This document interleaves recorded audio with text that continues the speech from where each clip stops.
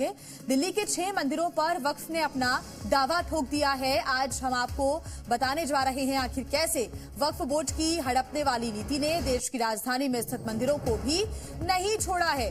दिल्ली अल्पसंख्यक आयोग की 2019 की सुपर एक्सक्लूसिव रिपोर्ट में यह दावा किया गया है कि दिल्ली के कई मंदिर वक्फ की जमीन पर बने हैं। 2019 की इस रिपोर्ट को दिल्ली अल्पसंख्यक आयोग ने फैक्ट फाइंडिंग रिपोर्ट करार दिया था और नाम दिया था the legal status of religious spaces in and around west Delhi. और इस रिपोर्ट के पेज नंबर 159 पर दावा किया गया कि दिल्ली के बीके दत्त कॉलोनी स्थित सनातन धर्म मंदिर वक्फ बोर्ड की जमीन पर बना हुआ है। ये हाल तब है जब मंदिर का निर्माण 14 दिसंबर 1961 में हुआ था।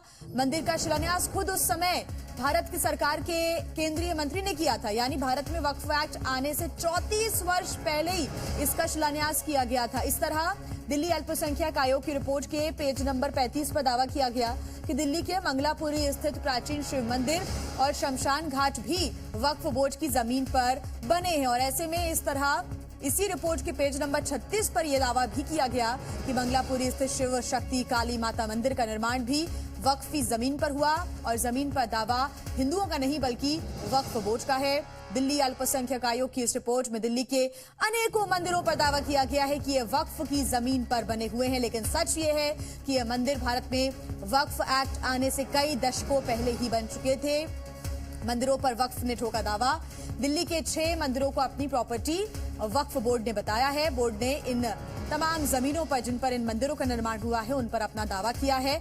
आपको बता दें कि आज जहां संसद की जेपीसी वक्फ एक्ट पर बैठक करने जा रही है, तो इसी बैठक से पहले ये बड़े खुलासे हो रहे हैं। अब सवाल यही है कि जो लगातार सवाल उठते हैं कि आखिर जो वक्फ बोर्ड की शक्तियां हैं उसको सीमित करना चाहिए या नहीं करना चाहिए, इसको लेकर क्योंकि सियासत भी हो रही है, तो इन सवालों के जवाब जल्द ही मिलेंगे। लेकिन उसके पहले ये जी मीडिया एक बड़ा खुलासा कर रहा है और दिल्ली से जी मीडिया संवाददाता शिवांक मिश्रा की एक्सक्लूसिव रिपोर्ट आपको दिखाते हैं। इस समय हम लोग देश की राजधानी दिल्ली के मंगलापुरी इलाके में मौजूद हैं। मंगलापुरी इलाके में मौजूद ये एक शमशान घाट है।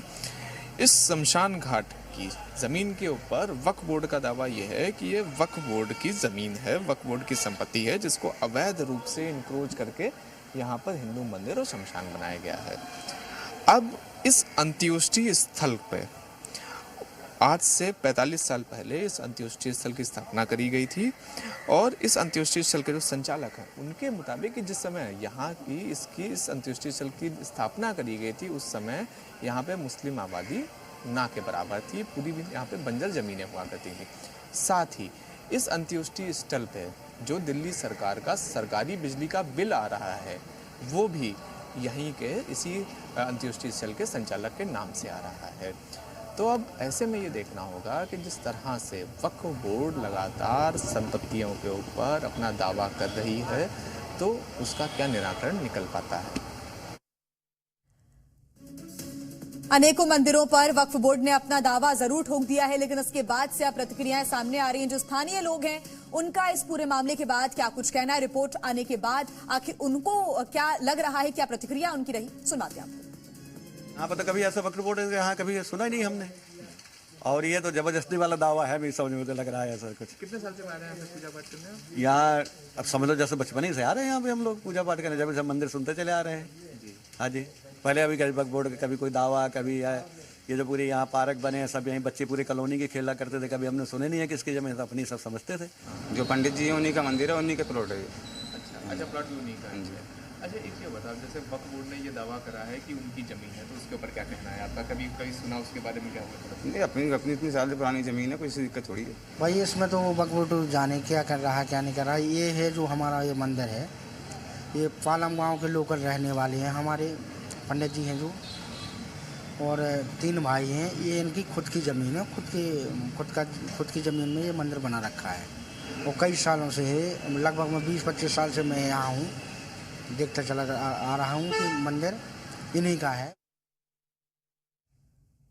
तो स्थानीयों का ये कहना है कि जो ये दावे किए जा रहे हैं वो कहीं ना कहीं बेबुनियाद दावे हैं और इन दावों से कोई सच्चाई का ताल्लुकात नहीं है। इस प्रकार की बातें स्थानीय कहते हुए नजर आ रहे हैं। उनको कई साल यहाँ पर हो गए हैं रहते रहते और इस दावे में कोई दम नहीं, स्थानीयों का ये कहना है। हालांकि वक्फ लगातार 6 मंदिरों पर अपना दावा ठोक रहा है कि वो जो जमीन पर बने हैं वो जमीन वक्फ की है। दिल्ली अल्पसंख्यक आयोग की रिपोर्ट 2019 में जारी हुई और आयोग की रिपोर्ट में जो दावे किए गए हैं उसको लेकर लगातार अब जो प्रतिक्रियाएं हैं वो सामने आ रही हैं। वक्फ एक्ट के पहले के मंदिरों पर दावा किया जा रहा है, यानी कि वक्फ एक्ट के आने के पहले भी जो मंदिर बने उनकी जमीन पर वक्फ अपने दावे कर रहा है कि ये वक्फ की जमीन है। दिल्ली के 6 मंदिरों पर वक्फ ने अपना दावा किया है। अल्पसंख्यक आयोग की रिपोर्ट से यह खुलासा हुआ है और दावे को फैक्ट फाइंडिंग रिपोर्ट करार दिया गया है। वक्फ एक्ट आने के पहले जो मंदिर यहां पर बन गए थे, जिनका शिलान्यास हो गया था, जो बनकर तैयार हो गए थे, तब की सरकार के मंत्रियों ने उनका शिलान्यास किया था, लेकिन उसके बावजूद भी वक्फ इस प्रकार के दावे कर रहा है।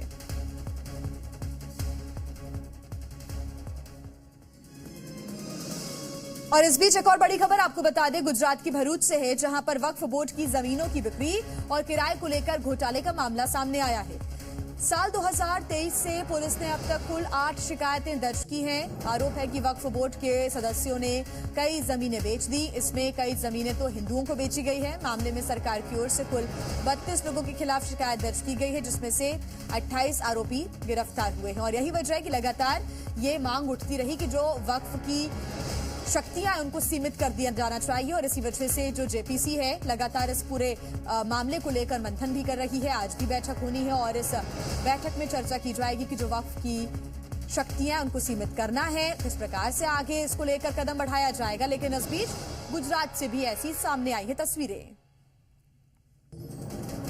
तो वक्फ संशोधन बिल को लेकर मुस्लिम संगठनों और मौलाना सरकार की मंशा पर सवाल उठाते हैं।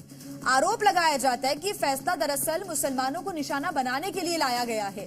लेकिन गुजरात के भरूच से जो रिपोर्ट सामने आई है वो ये बताती है कि कैसे वक्फ के नाम पर जमीनों का फर्जीवाड़ा हो रहा था। दिखाते हैं आपको ये रिपोर्ट।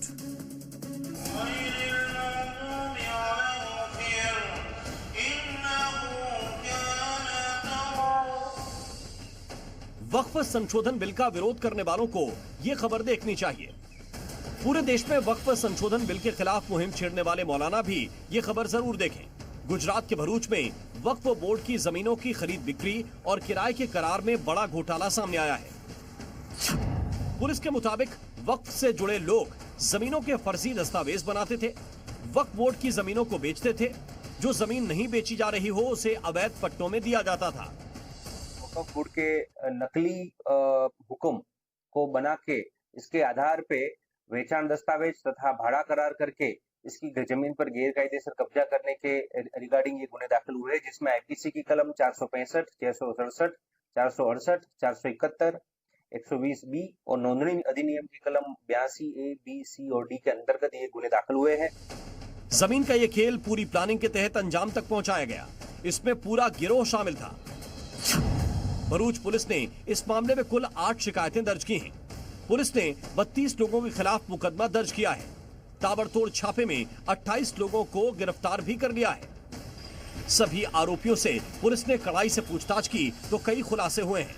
आरोपी पुलिस के गिरफ्त से बाहर थे, पर पुलिस ने एक्शन लेके 32 में से कुल 28 आरोपियों को अटक करने की कार्यवाही की है। इन सभी गुनों में सरकार की तरफ से सब रजिस्ट्रार के ओर से फरियाद मिलने पर गुना दाखिल करके पुलिस ने कड़क कार्यवाही की है। सूत्रों के मुताबिक गुजरात में एक पैटर्न ये भी देखने में आया है कि लोग किसी की भी जमीन पर अवैध कब्जे को कानूनी जामा पहनाने के लिए उसे वक्फ बोर्ड से नोटिफाई करवा लेते हैं। बीते दिनों ऐसे कई मामले सामने आए। वक्फ संशोधन बिल के तहत वक्फ बोर्ड पर लगाम लगाने के लिए बिल में 40 संशोधन किए गए हैं। सूत्रों के मुताबिक अगर नए कानून को संसद से सहमति मिल गई तो किसी भी संपत्ति को वक्फ प्रॉपर्टी घोषित करने का वक्फ बोर्ड का अधिकार खत्म हो जाएगा। वक्फ प्रॉपर्टी को कोर्ट में चैलेंज करने का रास्ता खुलेगा। वक्फ ट्रिब्यूनल के अधिकार कलेक्टर और डिप्टी कलेक्टर को दिए जाएंगे। वक्फ ट्रिब्यूनल के आदेशों के खिलाफ हाई कोर्ट में जाने की छूट होगी। वक्फ प्रॉपर्टी का सर्वे हो सकेगा और दान का फैसला सिर्फ कानूनी मालिक ही ले पाएगा। हालांकि वक्फ संशोधन बिल अब स्टैंडिंग कमेटी को भेजा जा चुका है। कमेटी बिल के तमाम प्रावधानों की जांच कर रही है। मुमकिन है कि कमेटी में बहस के दौरान वक्फ बोर्ड के नाम पर कुछ लोगों के जमीन कब्जा करने के धंधे की भी चर्चा होगी। Bureau report, C media.